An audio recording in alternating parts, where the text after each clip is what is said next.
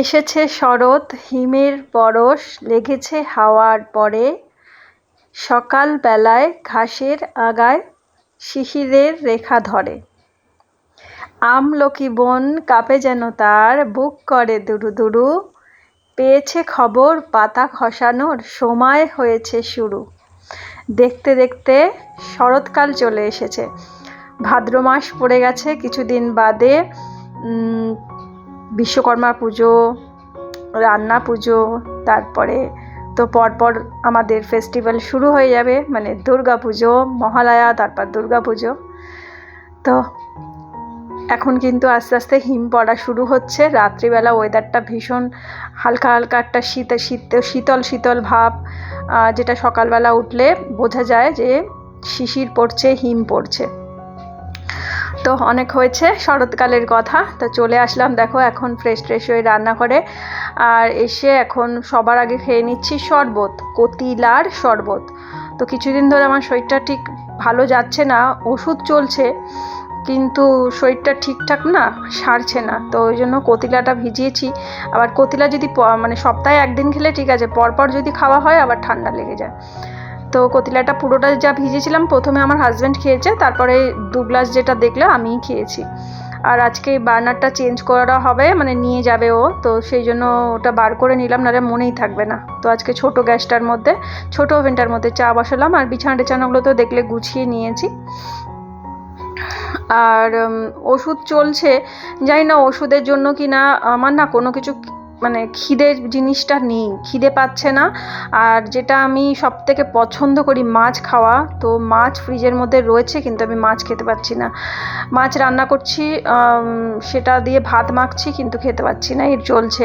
রান্না করা ইলিশ মাছও রয়ে গেছে কিন্তু আমি মানে পারছি না খেতে, মাছের গন্ধ কি কোনো রকম গন্ধও নিতে পারছি না, এমন একটা হচ্ছে। তো এটা জানি না ওষুধের রিয়াকশান হতে পারে, সেটাও হতে পারে। তো ওই জন্য আজকে একটু কতিলা ভেজালাম। সাবুও খাচ্ছি আমি, কারণ ওটস খাই, তো সাবু গতকালকে সাবু ভেজানো খেয়েছি যাতে আমার শরীরটা একটু ঠিক থাকে।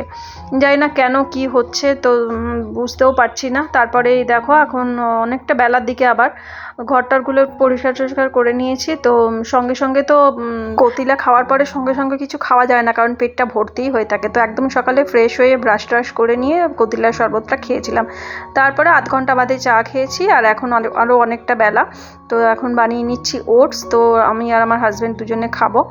তো এখানটা এই ওটসটা কিন্তু দুজনের আছে এখানটাতে। আজকে কিন্তু অল্প করেই ওটস নিয়েছি, মানে অন্যান্য দিন এর থেকে একটু বেশি মাখা হয়, তো আজকে অল্প করেই নিয়েছি, কারণ আমার হাজব্যান্ডও বললো যে অল্প করেই দিও, তো এই জন্য ও অল্প করে খাবে আর আমিও তো খাবো অল্প একটু।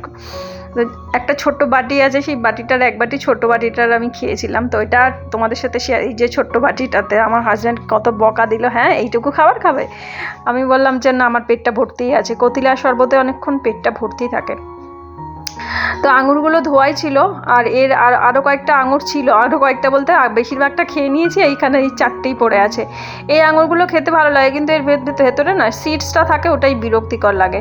আর একটা যে মার্চ মাসের দিকে, মার্চের শেষে ফেব্রুয়ারি মার্চের দিকে একটা কালো আঙুর পাওয়া যায়, সেটা যেন মনে হয় জামের মতো লাগে, ওর মধ্যে কোনো সিডস থাকে না, কিন্তু এই আঙুরটায় ভীষণ সিডস থাকে, মুখে পড়ে। তো এই ওটসটা কলা আর আঙুর দিয়েই মাখলাম। তো আপেলও ছিল, আপেল আর নিলাম না। আর আমার হাজব্যান্ড খেলো শশা, বললো একটা শশা কেটে দাও। তো দেখো টুকটাক বাসন ছিল মেজে নিয়েছিলাম, এগুলো এখন একটু গুছিয়ে রাখছি। আর আজকে রান্নাবান্নার মানে আজকে নিরামিষের দিন নয়, কিন্তু আমার কোনো ওই যে বললাম মাছ টাছ কিচ্ছু খেতে ইচ্ছা করছে না। তো আমার হাজব্যান্ডকে বললাম যদি পোস্ত দিয়ে আলু ভাজি আর ডাল করবো, ও কিছুদিন তো যাবত ডালও খেতে চাইছে না, বললো ঘরে বাটার আছে, ঘি আছে, ইচ্ছা হলে সেটা দিয়ে গরম গরম খেয়ে নেবো। তো ওই জন্য একটু দেরি করেও রান্না করব, ভাত বসাবো, আর ওদিকে ভাতটা হলে তারপর আলুটা ভেজে নেবো। এখন এই যে বাসন টাসনগুলো গুছিয়ে নিয়েছি। আর বাইরে কিন্তু প্রচণ্ড রোদের তাপ, মানে ভাদ্র মাসের রোদ বলে না, ঘামাচি হয়ে যায় গায়ে, সেই রকম অবস্থা। মানে জ্যৈষ্ঠ মাস আর ভাদ্র মাস, এই দুটো মাস ভীষণ মানে গরমে কষ্ট পেতে হয়। তো রান্নাঘরে আসলেও মনে হচ্ছে কতক্ষণে পালাই এই ঘর থেকে, কারণ ওপরটা পুরো তেতে গেছে, রান্নাঘরটা একদম তেতে আছে।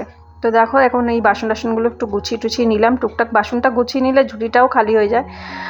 আর দেখি একটু গোলমরিচ গুঁড়ো করে রাখবো, ওই জন্য আমি কন্টেনারটা মানে মিক্সির কন্টেনারটা ধুয়ে শুকনো করতে দিয়েছি, রোদে দিলে শুকনো হয়ে যেত, তো ভাবলাম থাক ওর মধ্যে। তো দেখো এই কড়াইটা মেজেছি, আর কড়াইটা না এই কালচে দাগটা না কিছুতেই উঠছে না, জানি না ব্যবহার করতে করতে হয়তো হবে, আসলে জলের দাগ মানে জল ছিল কড়াইটার মধ্যে, ওইভাবে দাগটা হয়ে গেছে।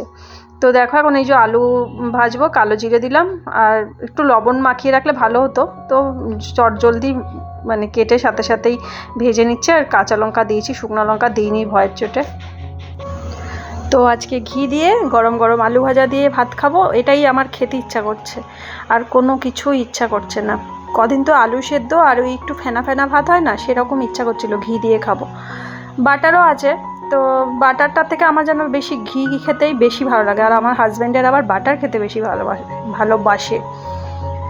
আর এই পোস্ত দিয়ে আলু ভাজাটা আমার হাজব্যান্ডের খুব প্রিয়, আমারও ভালো লাগে, খারাপ লাগে না। আলু ভাজা আমার যে কোনো রকম মানে ঝুরঝুরে পোস্ত দিয়ে বা একটা নরম নরম মতো যেমন, বা গোল গোল আলু ভাজা, সেটা আমার অবশ্য গোল গোল আলু ভাজাটা আমার খিচুড়ির সাথে খেতে ভালো লাগে।